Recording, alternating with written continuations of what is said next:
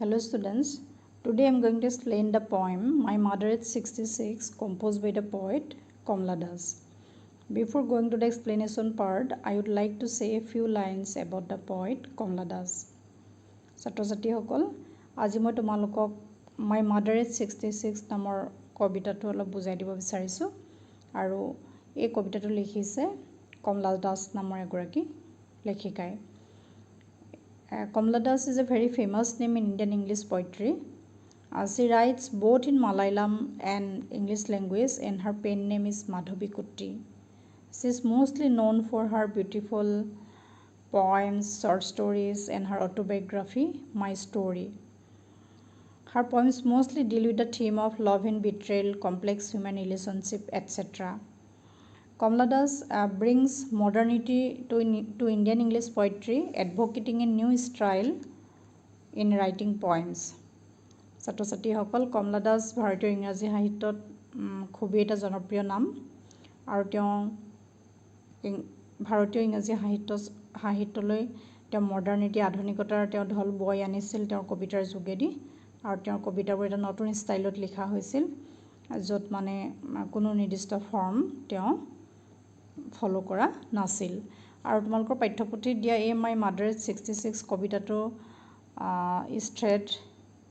is threading in a single line এটা লাইনতে ইয়াক মানে বন্ধা হৈছে আৰু যদিও তেওঁ ফুল ষ্টপৰ শেষ কৰা নাই তোমালোকে খুব ভালদৰে লক্ষ্য কৰিবা কবিতাটোৰ যিটো ৰাইটিং ষ্টাইল এতিয়া এই কবিতাটোৰ মূল থিমটো আমি কি কমপ্লেক্স হিউমেন ৰিলেশ্যনশ্বিপ বুলি কৈছে যদিও আমি সহজ অৰ্থত ক'ম যে মাদাৰ ডাটাৰ ৰিলেশ্যনশ্বিপ মাক আৰু জীয়েকৰ সম্বন্ধ এটা খুব মানে তেওঁ সূক্ষ্মভাৱে ইয়াত অংকন কৰিছে আৰু this poem is autobiographical in nature এই কবিতাটোত কবি নিজে আছে the speaker of the poem is herself now I am going to the explanation part I will try to explain the poem line by line.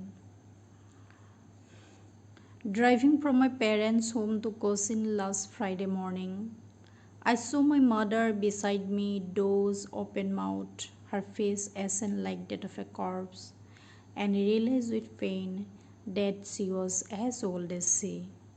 But soon put that thought away, and looked out at young teeth printing, the merry children spilling out of their homes. But after the airport security check, standing a few yards away, I look again at her wan, pale as a late winter's moon, and felt that old familiar ache, my childhood's fear. But all I said was, "See you soon, Amma." All I did was smile and smile and smile. Driving from my parents' home to Cochin last Friday morning, I saw my mother beside me. One day the poet is driving to the Cochin airport from her parents' home to take a flight. এদিনাখন কবিয়ে কচিন এয়াৰপৰ্টলৈ তেওঁৰ মাক দেউতাকৰ ঘৰৰ পৰা তেওঁ এখন flight ধৰিবলৈ গৈছিল আৰু সেই সময়ত তেওঁৰ যাত্ৰাৰ সংগী কোন আছিল হাৰ মাদাৰ ইজ চিটিং বিচাইড হাৰ কবিৰ কাষত কোন বহি গৈছিল তেওঁৰ মাক বহি গৈছিল Those open mouth. The poet notices her mother. কবি মাকক লক্ষ্য কৰিলে She is in a nap. Those means মানে light sleep. মানে তেওঁ এটা কলা ঘুমটি মাৰি আছিল চিলমিলীয়া টোপনি মাৰি আছিল Open mouth. তেওঁৰ মুখখন মেল খাই আছিল এনে বৃদ্ধ লোকসকলে যেতিয়া শুই থাকে তেওঁলোকৰ মুখখন মেল খাই থাকে Her face ashen like that of a corpse. Her face looking like a corpse.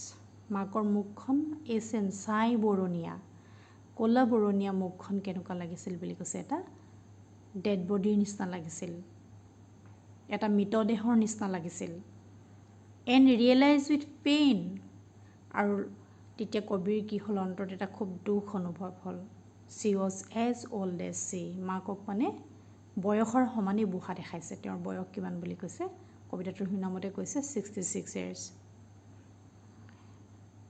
কবিয়ে সেই দিনটোত যেতিয়া তেওঁ কচিন এয়াৰপৰ্টলৈ ফ্লাইটখন ধৰিবলৈ গৈছিল তেতিয়া কবিয়ে দেখিলে যে তেওঁৰ বৃদ্ধ মাকে তেওঁৰ কাষতে এটা মানে কলা ঘুমটি মাৰি আছিল, চিলমিলিয়া এটা টোপনি মাৰি আছিল, তেওঁৰ মুখখন মেল খাই আছিল। আৰু কবিৰ মাকৰ সেই ছাই বৰণীয়া মুখখনক কবি কাৰ লগত তুলনা কৰিছিলে? এটা মৃতদেহৰ লগত। On seeing her aging mother, the poet feels pain. বৃদ্ধ মাকক দেখি, সেই ৰূপত মাকক দেখি কবিৰ অন্তৰত এটা খুব দুখ অনুভৱ হ'ল। আৰু তেওঁ সেই ছেড ফিলিংছ, তেওঁৰ যিটো দুখ অনুভৱ হৈছে মাকক দেখি, এটা অসহায় মুহূৰ্ত, যদিও মাক বৃদ্ধ হৈ আহিছে, কবিয়ে মাকক এৰি যাবই লাগিব, সেইকাৰণে কবিৰ এটা খুব অসহায় মুহূৰ্ত হৈছে, এটা খুব দুখে তেওঁক পীড়া কৰিছে। আৰু সেই দুখটোকে তেওঁ ইয়াক এই কবিতাটোৰ প্ৰথম শাৰীকেইটাত তেওঁ বৰ্ণনা কৰিছে। এতিয়া তোমালোকে চাবা, doze meaning to light sleep, dead corpse, কৰ্পছৰ মিনিং হৈছে ডেড বডি। এই দুটা ৱৰ্ডৰ মিনিং খুব আহে তোমালোকৰ এক্সামত। ড'জ মিনছ হৈছে লাইট শ্লিপ, এটা চিলমিলীয়া টোপনি, আৰু কৰ্পছ মানে হৈছে ডেড বডি। এতিয়া চাবা, এই প্ৰথম লাইনকেইটাত আমি এটা চিমিলি ইজ এ পইটিক টেকনিক বা এনেই ৰাইটিং টেকনিক, সাহিত্যৰ এটা মানে টেকনিক হয়। এইটো কি বুলি কয়? চিমিলিটোক তোমালোকে জানানে? উপমা বুলি কয়, আমি যাক তুলনা কৰোঁ। এটা উপমাৰ ব্যৱহাৰ কৰিছে, আৰু সেই উপমাটো কি হৈছে? কবিৰ মাকৰ মুখখনক কবিয়ে কাৰ লগত তুলনা কৰিছে? এটা মৃতদেহৰ লগত তুলনা কৰিছে। Now I am explaining the next part.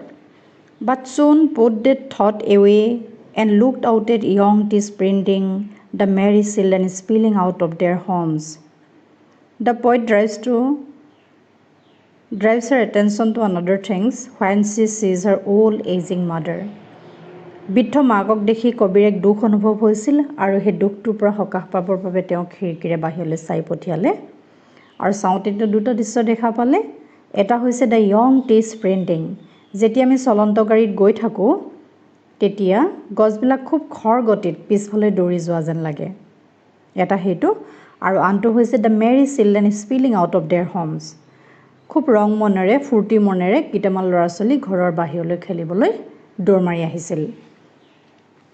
But after the airport security check, standing a few yards away, I looked again at her wan, pale as a late winter's moon. Airport গৈ পাই security check কৰাৰ পিছত কবিয়ে মাত্ৰ কেইহাতমান দূৰত্বত তেওঁ থিয় হৈ ৰ'ল, আৰু পুনৰ তেওঁ মাকৰ মুখখনলৈ চালে। মুখখন কেনেকুৱা আছিল? ৱেইন, নিস্তেজ, পেল, হেতা বৰণীয়া, এজ এ লেট উইণ্টাৰ্ছ মুন, শীতকালৰ চন্দ্ৰটোৰ দৰে।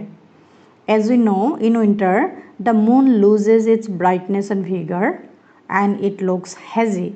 শীতকালৰ চন্দ্ৰটো কেনেকুৱা? ভাগৰুৱা, আন্ধাৰমুৱা। কবিয়ে সেইকাৰণে শীতকালৰ চন্দ্ৰটোৰ লগত মাকক তুলনা কৰিছে। And felt that old familiar ache, my childhood's fear. তেতিয়া আকৌ এটা খুব পুৰণি চিনাকি ভয় আহি কবিক আমনি কৰিলে, সেইটো হৈছে my childhood's fear, the fear of losing one's mother. মাকক হেৰুৱাৰ ভয়, যিটো আমি শৈশৱতে আমাৰ ল'ৰালিতে থাকে, আৰু সেই ভয়টোৱে আহি কি কৰিলে? কবিক আমনি কৰিলে। But all I said was, see you soon, Amma. All I did was smile and smile and smile. কিন্তু মই নিজকে, কবিয়ে নিজৰ দুখটো, আৱেগটো ঢাকি ৰাখিলে। মাকক দেখি তেওঁৰ যি দুখ অনুভৱ হৈছিল, আৰু তেওঁ কি কৰিলে? she bids farewell to her mother in a smiling face. কবি হাঁহি হাঁহি মাকক এয়াৰপৰ্টত মানে বিদায় দিলে। এতিয়া তোমালোকে চাবাচোন, there are two images used in the poet, দুটা ইমেজেৰী আমি ইয়াত পাইছোঁ, young tea sprinting, merry children spilling out of their homes. আৰু these images are used to create a sensory experience. আমি এনেকুৱা কবিতা এটা পঢ়িলে আমাৰ কি হয়? পঞ্চ ইন্দ্ৰিয় আমি কিছু ফিলিংছ কৰোঁ, আমাৰ চকুৰ আগত কিছুমান দৃশ্য আহি যায়, আমি অনুভৱ কৰোঁ, আৰু এই ইমেজেছকেইটা কবিয়ে কি কৰিছে? ইয়াত ব্যৱহাৰ কৰিছে।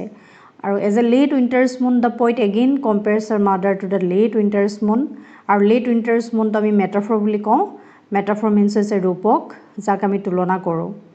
কবিয়ে মাকক কাৰ লগত তুলনা কৰিছে? শীতকালৰ চন্দ্ৰটোৰ লগত তুলনা কৰিছে। তোমালোকে যেতিয়া কবিতা পঢ়িবা, সদায় কবিতাটোৰ পইটিক ষ্টাইলটো চাবা, কি ষ্টাইলত লিখিছে আৰু কি ডিভাইচ ইউজ কৰিছে, চিমিলি, মেটাফৰ, ইমেজেৰী।